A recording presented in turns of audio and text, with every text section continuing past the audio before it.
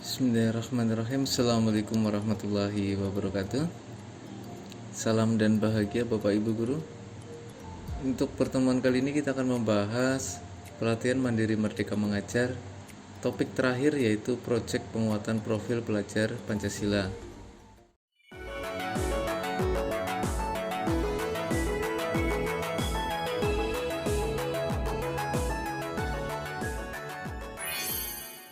Seperti biasa Bapak Ibu silahkan membuka browser. Kemudian Bapak Ibu masuk ke guru.kemdikbud.go.id.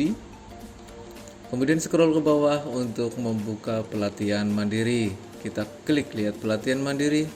Pada pertemuan sebelumnya kita telah membahas seluruh topik pelatihan yang ada, mulai dari Merdeka Belajar, kurikulum, profil pelajar Pancasila, perencanaan pembelajaran SMA, asesmen, penyesuaian pembelajaran, dan disiplin positif.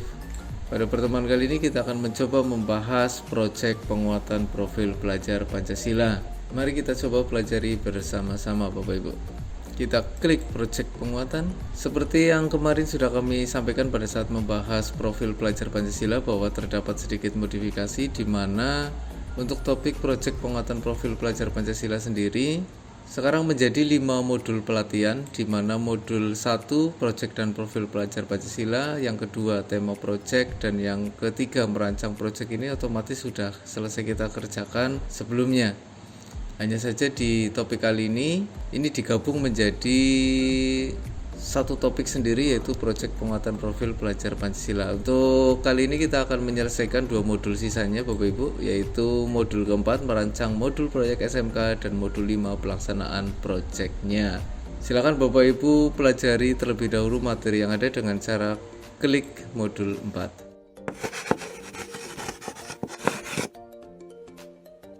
Untuk modul 4 merancang modul proyek SMK dibagi menjadi 3 materi utama, yaitu yang pertama pemilihan elemen profil pelajar Pancasila, yang kedua merancang rubrik asesmen proyek, dan yang terakhir adalah merancang modul proyeknya.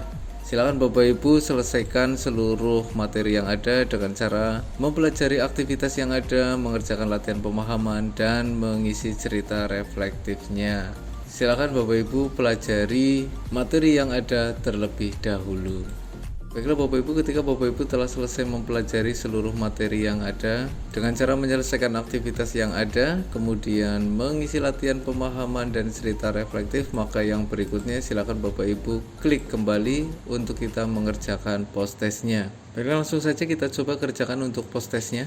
Disediakan pedoman mengerjakan post test, kita klik mulai kerjakan post test. Diberikan 9 pertanyaan. Pertanyaan pertama, Pak Luis melihat beberapa alur proyek yang dicontohkan oleh pemerintah, tetapi merasa butuh penambahan alur kegiatan proyek agar kegiatan murid memiliki waktu lebih panjang pada kegiatan eksplorasi. Langkah apa yang bisa dilakukan Pak Luis dalam merancang modul proyeknya? Tidak perlu menambah kegiatan proyek, menambah asesmen yang harus dilakukan murid, menambah pertemuan pada sesi eksplorasi, semua salah. Yang mana Bapak Ibu?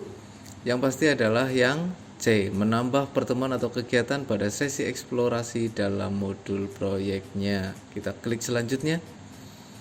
Pertanyaan nomor 2. Pembuatan modul proyek bersifat fleksibel karena dapat menyesuaikan dengan keadaan satuan pendidikan masing-masing. Berikut adalah beberapa komponen inti yang ada dalam modul proyek. Alur kegiatan proyek benar, tema, topik, dimensi, dan elemen sub yang dipilih benar, rubrik asesmen dan instrumennya benar, maka jawabannya pasti semua benar. Kita klik selanjutnya. Soal nomor 3. Pak Kiki melihat beberapa modul proyek dalam platform yang disediakan oleh pemerintah. Ia memutuskan akan memodifikasi modul proyek yang sudah ada untuk disesuaikan dengan konteks satuan pendidikannya. Berikut adalah kondisi modul proyek yang sudah disediakan oleh pemerintah. Yang pertama, modul proyek memiliki 5 dimensi. Yang kedua, alur kegiatan proyek memiliki instrumen asesmen yang jelas dan terukur. Yang ketiga, setiap kegiatan sudah memiliki pertanyaan pemantik yang tepat sasaran. Dengan kondisi modul proyek di atas, apakah yang bisa Pak Kiki modifikasi sesuai dengan prinsip dan panduan proyek? Sudah pasti yang ini Bapak Ibu, mengurangi dimensi yang ada menjadi 2-3 dimensi yang menunjukkan fokus utama proyek ini. Kita klik selanjutnya. Dalam satu tema proyek disarankan untuk memilih 2 atau 3 dimensi dan elemen yang menjadi fokus. Dimensi dan elemen yang diharapkan dapat tercakup dalam semua tema dalam satu fase. Pernyataan di atas adalah sudah pasti benar. Klik selanjutnya. Soal nomor 5. SD Merdeka telah melakukan asesmen diagnostik dan menyadari bahwa lingkungan sekolahnya dekat dengan sentra oleh-oleh daerah. Tim fasilitas proyek juga menyadari bahwa ada ketertarikan murid terkait dengan jajanan khas daerahnya. Terlebih lagi, banyaknya orang tua murid yang bekerja sebagai pekerja di sentra oleh-oleh tersebut. Tema apakah yang cocok diambil oleh SD Merdeka dalam berproyek terkait dengan isu di atas? Sudah pasti yang kearifan lokal. Klik selanjutnya. Soal nomor 6. Dalam merancang modul proyek, kita akan menentukan alur kegiatan proyek. Pemerintah telah memberikan suatu alur kegiatan proyek dalam panduan proyek penguatan profil pelajar Pancasila. Sebagai pendidik, kita dapat merubah alur proyek sesuai dengan kebutuhan orang tua dan mitra. Pernyataan di atas sudah pasti salah. Klik selanjutnya. Soal nomor 7. Bugane sedang membuat rubrik asesmen proyek SMP. Bagaimanakah prinsip pembuatan rubrik asesmen yang benar? Membuat deskripsi yang jelas dan terukur. Yang sulit diukur salah, tidak perlu salah, tidak perlu paham salah. Berarti sudah pasti yang A. Buganes harus membuat deskripsi yang jelas, terukur, dan terlihat perbedaannya di tiap tingkatan penilaiannya. Klik selanjutnya. Pertanyaan nomor 8. Penyelenggaraan pemilihan OSIS sudah semakin dekat. Tim fasilitas proyek ingin mengintegrasikan pemilihan tahunan ketua OSIS dengan kegiatan proyek murid. Maka tema yang dapat diambil oleh tim fasilitas proyek adalah kearifan lokal, Bhinneka Tunggal Ika, kebersamaan, suara demokrasi. Sudah pasti yang D, suara demokrasi, pemilihan OSIS. Klik selanjutnya. Soal nomor 9. Sebelum memulai proyek, tim fasilitator proyek dapat melakukan asesmen titik-titik untuk mengetahui kondisi dan kebutuhan murid. Kondisi dan kebutuhan sudah pasti diagnostik. Jika seluruh nomor sudah terchecklist, selanjutnya kita cek ulang jawaban. Pastikan seluruh nomor sudah terjawab dan jawabannya sudah benar. Jika mana sudah yakin, kita klik kumpulkan. Luar biasa Bapak Ibu, pemahaman Bapak Ibu terkait proyek penguatan profil Pancasila untuk modul merancang modul proyek sangat baik. Kita klik kembali ke modul untuk menyelesaikan modul terakhir, modul kelima, yaitu pelaksanaan proyek SMP sampai dengan SMA SMK. Langsung saja kita mulai Bapak Ibu, kita klik pelajari materi.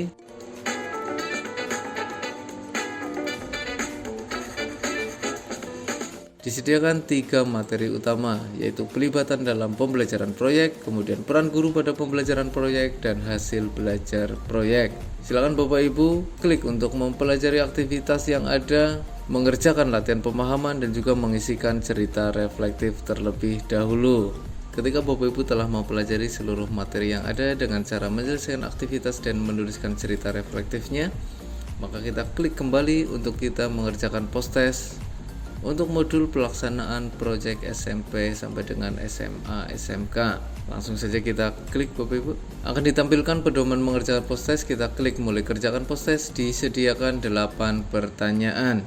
Pertanyaan pertama, untuk membantu murid mengaplikasikan kemampuannya di dunia nyata, maka murid dapat diberikan kesempatan untuk berpartisipasi aktif sebagai bagian dari masyarakat. Sebagai tim fasilitator proyek, hal yang dapat kita lakukan adalah melibatkan mitra terkait yang berhubungan dengan tema proyek. Pernyataan di atas adalah benar. Kita klik selanjutnya. Baiklah Bapak Ibu, sebelum kita melanjutkan pembahasan soal yang berikutnya, bila mana Bapak Ibu merasa bahwa channel ini bermanfaat, silakan support dan beri dukungan kepada kami dengan cara klik like, comment, share, subscribe, dan klik lonceng notifikasi agar kami semakin bersemangat dan semakin termotivasi untuk berkembang lebih baik lagi. Terima kasih bagi yang sudah subscribe. Tinggalkan komen untuk saran perbaikan bagi kami. Kita lanjutkan ke pembahasan soal berikutnya.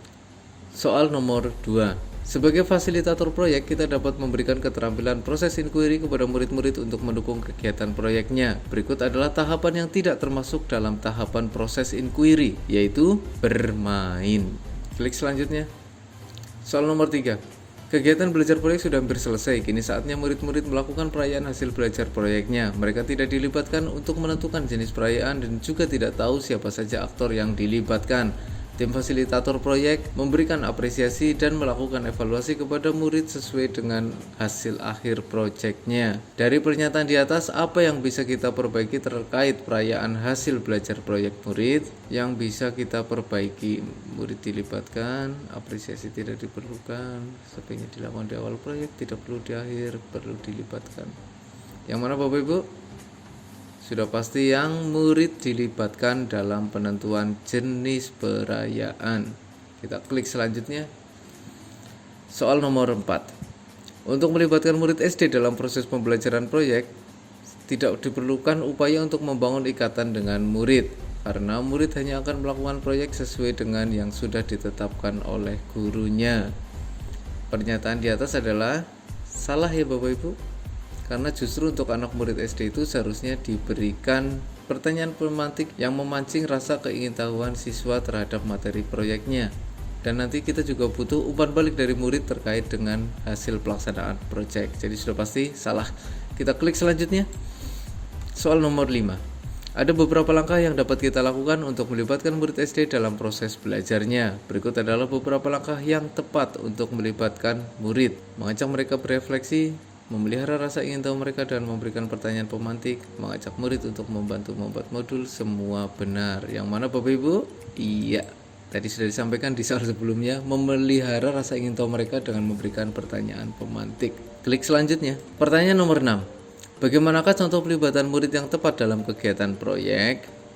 Mengajak murid menentukan tahapan kesiapan satuan pendidikan, melibatkan murid dalam menentukan tim fasilitator proyek, tinggal mengikuti segala rangkaian kegiatan yang sudah ditetapkan gurunya, melibatkan murid dalam mengolah data dan umpan balik. Nah, ini yang paling tepat, melibatkan murid dan juga umpan balik. Klik selanjutnya, soal nomor 7. Pelibatan murid merupakan peran yang penting untuk kita dapat membantu mereka mengalami pengetahuannya sendiri. Berikut adalah beberapa contoh pelibatan murid yang dapat kita lakukan.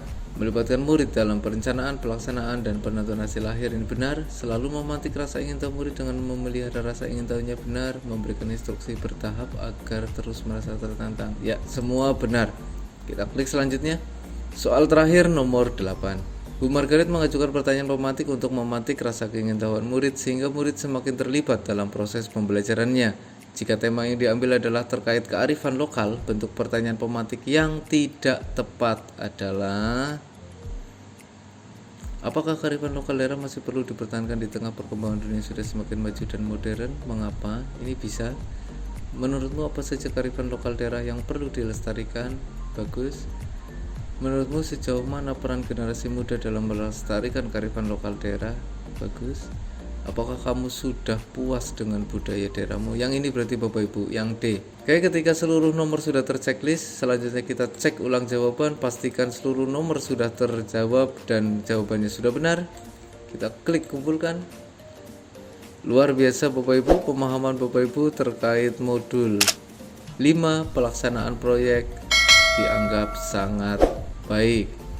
Selamat Bapak Ibu, berarti Bapak Ibu telah berhasil menyelesaikan seluruh topik materi pelatihan mandiri seri Merdeka Mengajar. Saya doakan semoga setelah mempelajari materi ini, Bapak Ibu guru dapat lebih mudah untuk mengajar sesuai kemampuan murid, menyediakan pelatihan untuk meningkatkan kompetensi beserta instrumennya, serta berkarya untuk menginspirasi rekan sejawat. Sampai bertemu lagi di pelatihan-pelatihan berikutnya Bapak Ibu. Kita akan coba belajar bersama demi menciptakan Merdeka Belajar dan pembelajaran yang berfokus kepada murid.